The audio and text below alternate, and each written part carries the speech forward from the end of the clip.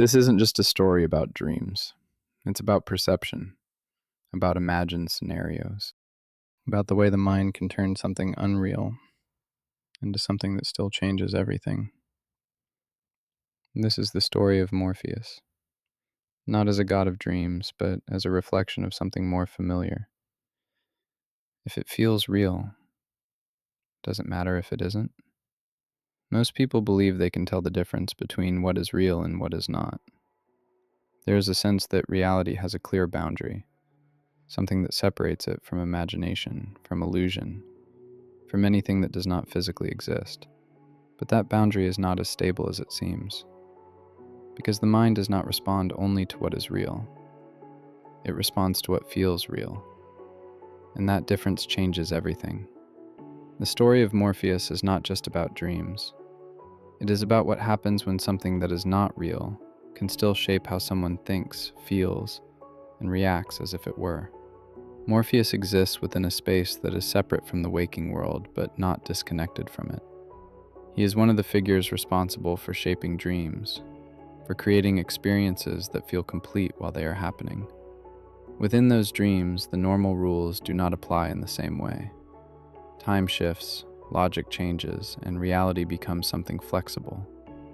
But none of that matters to the person inside the dream. While it is happening, it feels consistent.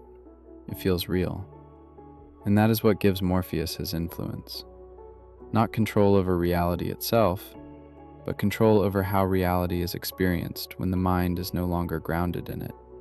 Dreams do not feel like illusions when they are happening. They feel immediate. They feel present. They create reactions that are not measured or filtered. Fear feels real. Joy feels real. Loss feels real. And those reactions are not weaker simply because the situation is not physically occurring. The body responds the same way.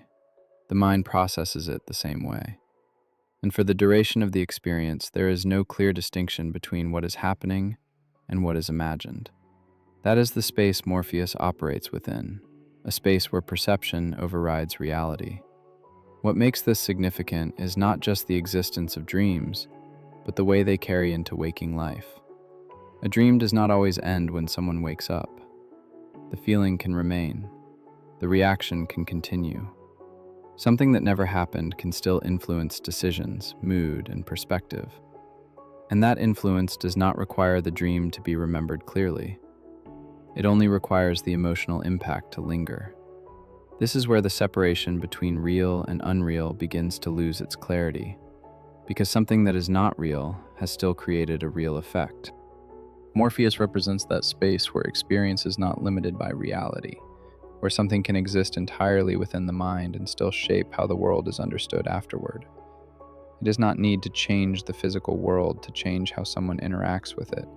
He only needs to change how it is perceived. And that is enough. Because perception determines response, and response determines outcome in ways that are not always obvious in the moment. This pattern does not stay within mythology.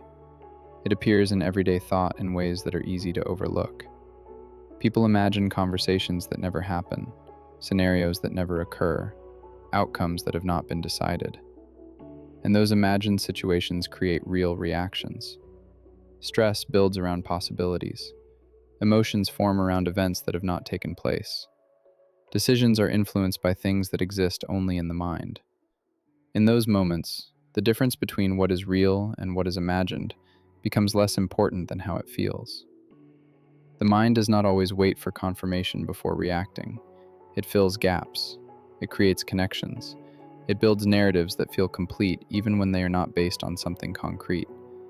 And once those narratives feel real, they begin to guide behavior. That is where the influence becomes difficult to separate from reality itself. Because even if the source is not real, the effect is. The reaction is. And that reaction becomes part of what is experienced as reality moving forward. Morpheus does not create truth. He creates experience. And that distinction matters, because it shows that something does not need to be true to have an impact.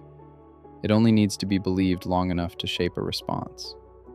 That response can alter perception, influence action, and change the direction of what happens next. Over time, those changes accumulate.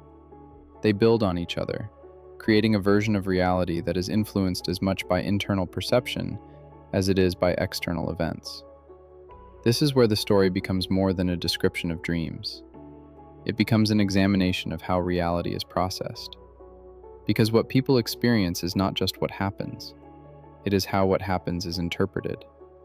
And that interpretation can be shaped by things that are not physically present, by thoughts, by assumptions, by imagined outcomes that feel real enough to influence behavior. There is a point where it becomes difficult to separate what is being reacted to from where that reaction originated.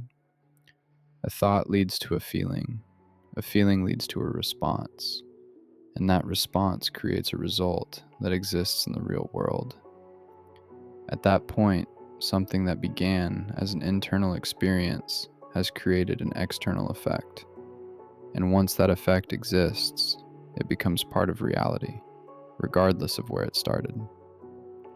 Morpheus represents that transition, not from illusion to reality, but from perception into action. He exists in the space where something does not need to be real to matter. It only needs to be experienced as if it were. And that experience is enough to influence everything that follows. It shapes how situations are approached, how risks are evaluated, how outcomes are anticipated. And over time, those influences become difficult to trace back to their origin because they blend into what feels like normal thought. This does not mean that reality and illusion are the same. It means that the line between them is not always where it is expected to be. Something can be false in its origin and still real in its effect. And that effect is what shapes behavior, which in turn shapes reality in a practical sense. That is where the story of Morpheus becomes relevant beyond mythology, because it reflects something that happens continuously, even without awareness of it. The question that emerges is not whether something is real in an absolute sense, but whether the experience of it is enough to make it matter. Because if it influences thought, if it shapes action, if it alters behavior, then its impact exists regardless of its origin. And that impact becomes part of what defines reality moving forward, even if the source remains internal. Morpheus does not change the world directly. He changes how the world is experienced. And that change is enough to alter what happens within it. Because the way something is perceived determines how it is approached, and how it is approached determines what follows. That chain does not require the starting point to be real. It only requires it to feel real long enough to influence the next step. That is what gives the story its weight. Not the idea that dreams are powerful, but the realization that perception can carry the same influence as reality when it is not questioned. And once that happens, the difference between what is real and what feels real becomes less about definition and more about effect. Because in the end, what shapes behavior is not always what exists, but what is experienced as if it does.